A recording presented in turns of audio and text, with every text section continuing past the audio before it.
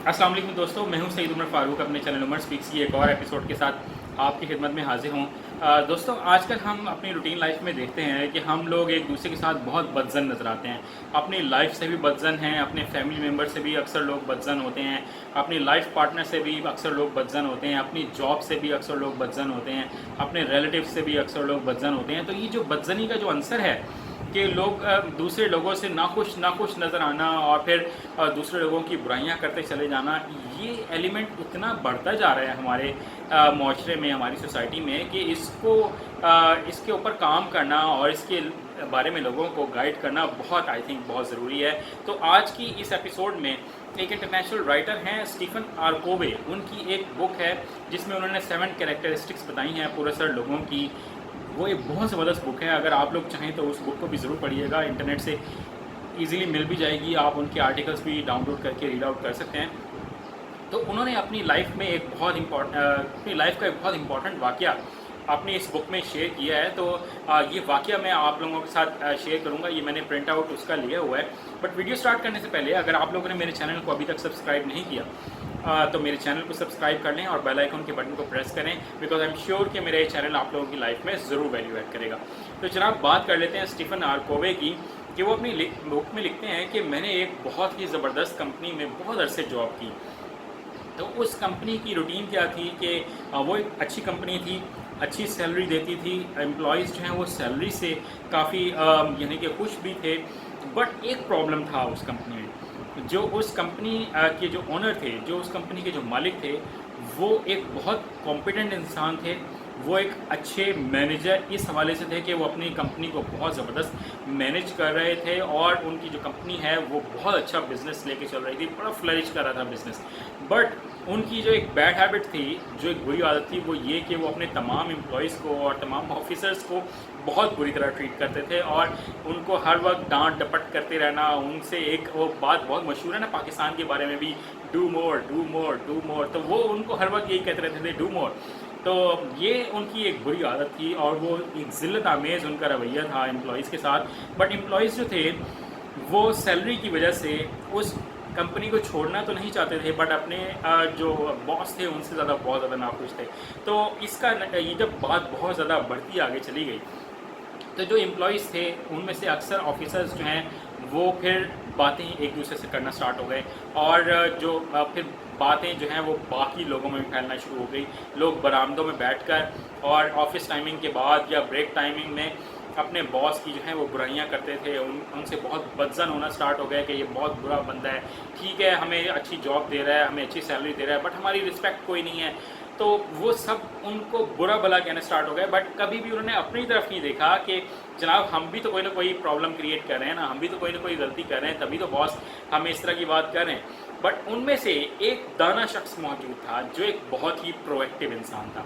उसने जनाब क्या किया, इन तमाम लोगों की बातों को वो सुनता गया बट उनकी किसी बात पर अमल नहीं किया और उसने नतीजा ये निकाला कि उसने काम में और ज़्यादा मेहनत शुरू कर दी, क्योंकि वो जो काम कर रहा था, जो जॉब कर रहा था, वो उसका पैशन था।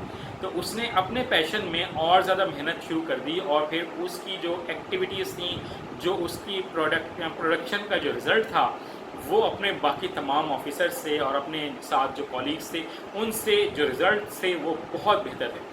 तो इसकी वजह से जो नेक्स्ट डे जो मीटिंग हुई, जब कुछ दिनों के बाद जब रिज़ल्ट्स सबकी परफॉर्मेंस के सामने बॉस के पास पहुँचे, तो जब मीटिंग स्टार्ट हुई तो बॉस ने एज़ यूजुअल अपने तमाम एम्प्लॉयज़ को जनाब बुरा भला कहना स्टार्ट कर दिया। डू मोर की कहानी चलती चली गई और ये करो, वो करो, फला ना करो, ऐसे ना करो, तुमने ये काम गलत कर दिया, वो काम गलत कर दिया, सबको डांट पड़ी। बट वो जो एक प्रोएक्टिव इंसान था जिसने अपनी परफॉर्मेंस में इम्प्रूवमेंट लेके आया, उसको बॉस ने क्या कहा, बॉस ने उस इंसान को ये कहा, आप इस बारे में क्या कहते हैं।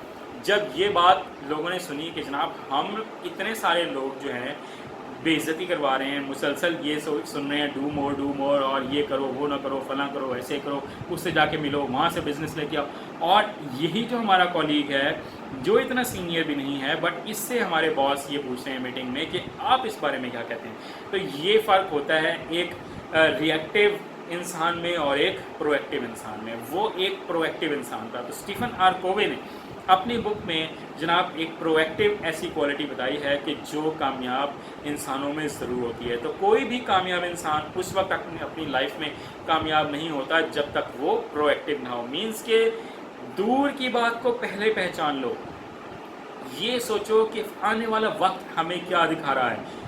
दूरअंदेश बनो, सोचो कि आने वाले वक्त में हमें किस तरह की प्रॉब्लम्स का सामना करना पड़ सकता है, हमें क्या क्या कुछ बेहतर करना पड़ सकता है। तो फिर उसके बारे में प्रोएक्टिव जब हम एक्टिविटीज़ और स्टेप्स लेंगे तो फिर वो हमारी लाइफ में बहुत अच्छी जो है वो चीज़ें लेके आएगा। बजाय इसके कि हम बदजन हों, बुरा भला कहें, अपनी लाइफ में लोगों को बुरा भला कहें, अपने फैमिली मेम्बर्स को बुरा भला कहें, अपने बहन भाइयों को बुरा भला कहें, अपने बॉस को बुरा भला कहें, हम पहले अपने आप को क्यों ना ठीक करें, हम खुद से प्रोएक्टिव क्यों ना हो जाएं। और लाइफ में मैं एक आपको बात बता दूं कि हमेशा वही लोग कामयाब होते हैं जो प्रोएक्टिव होते हैं, जो दूरअंदेश होते हैं, जो दूर की पहले ही लेकर आ जाते हैं। आपने कभी भी ड्रामों में और फिल्मों में देखा होगा, जो हीरो होता है वो हमेशा प्रोएक्टिव होता है, रिएक्टिव नहीं होता। वो कभी भी रिटेलिएट नहीं करता, वो एक्शन लेता है, स्टेप्स लेता है। रिटेलिएट और रिएक्ट वो लोग करते हैं जो कमज़ोर होते हैं। और हमने अपनी लाइफ में ना तो रिटेलिएट करना है ना रिएक्ट करना है, क्योंकि रिटेलिएट और रिएक्ट करने के वक्त तक मे बी गेम हमारे हाथ से निकल चुकी हो। हमेशा हम लोगों ने स्टेप्स को फॉरवर्ड लेना होता है और प्रोएक्टिव होकर स्टेप्स को फॉरवर्ड लेना होता है। और हमेशा ये बात अपने माइंड में रखिएगा, प्रोएक्टिव अप्रोच उन्हीं लोगों की होती है जो mentally, physically and financially strong होते हैं। तो हम अपनी लाइफ में कुछ ऐसी चीज़ों को इंक्लूड करना चाहेंगे कि हम इन तमाम चीज़ों की वजह से हम कामयाब हो सकें और इन तमाम चीज़ों को अपनी लाइफ में इंक्लूड कर सकें। तो बहुत से, अगर इसकी रूटीन लाइफ से मैं एग्जांपल देखूं तो आजकल बहुत ज़्यादा फैमिली प्रॉब्लम्स जो हैं वो चल रहे हैं। मुख्तलिफ़ लोगों की लाइफ में हम देखते हैं कि जनाब जो हस्बैंड वाइफ हैं उनकी नहीं बन रही होती, और जो बहुत से लोग हैं वो अपनी बीवियों की बुराइयां करते हुए हमें नज़र आते हैं। तो हम पहले उनको समझाते क्यों नहीं, अपनी वाइफ को समझाते क्यों नहीं कि हमारी लाइफ में ये प्रॉब्लम चल रहा है। हम जनाब प्रोएक्टिव अप्रोच क्यों नहीं अपनाते, हम अपनी लाइफ को एक तमाशा क्यों बना देते हैं सब लोगों के सामने। इस्लाम की अगर बात करें तो हमारे नबी पाक सल्लल्लाहु अलैहि वसल्लम ने भी मुख्तलिफ़ जगहों पर ये फरमाया। मुझे डायरेक्ट अहादीस याद नहीं है, उनका मफ़हूम मैं आपको बता देता हूँ कि अपनी बीवियों से नरम मिजाजी के साथ बात करो, उनसे नरम रवैया इख्तियार करो, ताकि आप उनको अपनी बात समझा सको और हम उनकी बात को समझ सकें। ये एग्जैक्ट हदीस नहीं है, ये मैंने कुछ चीज़ों का आपको मफ़हूम बताया।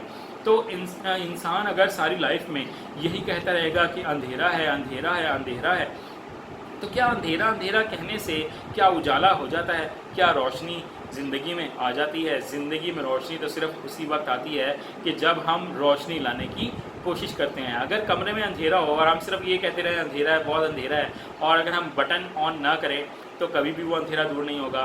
तो हमें काम क्या करना है कि अपनी लाइफ में हमने रोशनी को लेकर आना है, और ये रोशनी उसी वक्त आएगी, ये अंधेरा जो है उसी वक्त दूर होगा जब हम प्रोएक्टिव होंगे।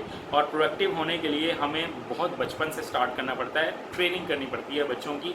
वो किस तरह से कि हम उनको कुछ ऐसी चीज़ें, उनको कुछ ऐसे हुनर सिखाएं कि जो उनकी आगे वाली लाइफ में बहुत ज़्यादा काम आ सकें। और बच्चों को उनकी एक्टिविटीज़ को उस तरह से ट्रेन करना चाहिए जिसमें उनका इंटरेस्ट हो।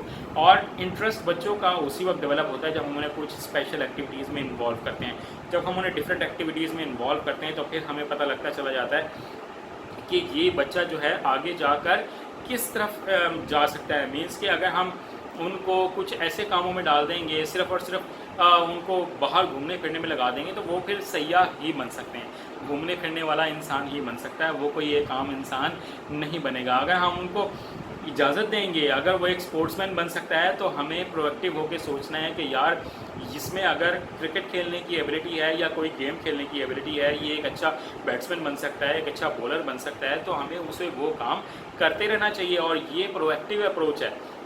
अगर एक बच्चा स्टडीज़ में बहुत अच्छा है तो हमें फिर उसको डिस्टर्ब नहीं करना चाहिए, हमें उसको स्टडीज़ में देखना चाहिए और फिर ये देखना चाहिए कि इसका किस सब्जेक्ट में इंटरेस्ट है, और फिर उसको उसी के मुताबिक उसी सब्जेक्ट से रिलेटेड हमें वो चीज़ें बताती रहनी चाहिए। उसे कुछ वीडियोस दिखाते रहें, उसे कुछ बुक्स में से कुछ चीज़ें बताते रहें, कुछ ऐसे लोगों से मिलवाते रहें कि जो उस फील्ड में कामयाब होते रहें। ये हमें अपने बच्चों की इस तरह से ट्रेनिंग करनी पड़ेगी।